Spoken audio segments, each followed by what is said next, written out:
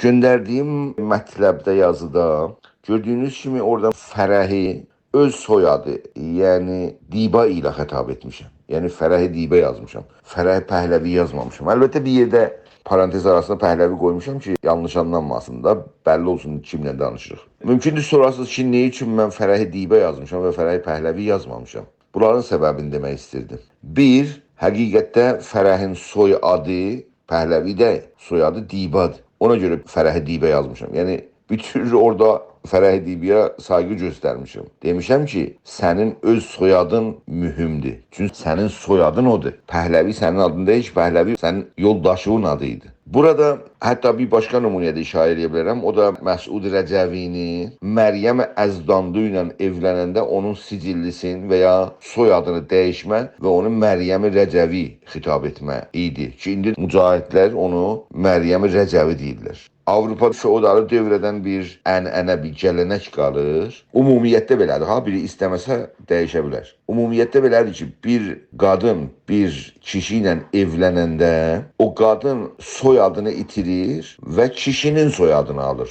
İranda isə bu sahədə keçmişdən bir modern, mədəni gələnək qalıb. Yəni bildiyimiz kimi türk dünyasında, bəlkə də müsəlmanların dünyasında belədir. O da budur ki, qadın evlənəndə bir kişi ilə öz adını və soyadını saxlayır. Yəni adı elə həman od olur ki, qız zamanı var idi. Bu düzgün adilanə bir şeydir. İki dənə insandır, evlənirlər bir-biri ilə. Hər ikisinin də adı qabaqçılar kimi davam etməlidir. Bunun adı bu, o birisinin adı odur. Yəni birinin adı o birisinin adına çevrilmir. İndi həm Məhəmməd Rza Pəhləvinin, yəni şahların bu ənənəsində, gələnəyində götürüblər Fərəhi Dibanın adını eləyiblər Fərəhi Pəhləvi. Və Məsud Rəcəvi də qadının öz xanımısının adı Məryəm Əzdanlıdan çevirib Məryəm Pəhləvi. Yəni feodal sistemi ki, Avropada var. Güya Həzrət Avropaya olsa çox yaxşı olar deyə düşünmüşlər bəlkə. Əlbəttə mən onu düşünmürəm. Mən fikir edirəm orada Məryəm Rəcəvi çevirmədə Rəcəvi tədai olsun deyə o işi görüblər. Və burada Fərəhi Dibanı Fərəhi Pəhləvi eləmədə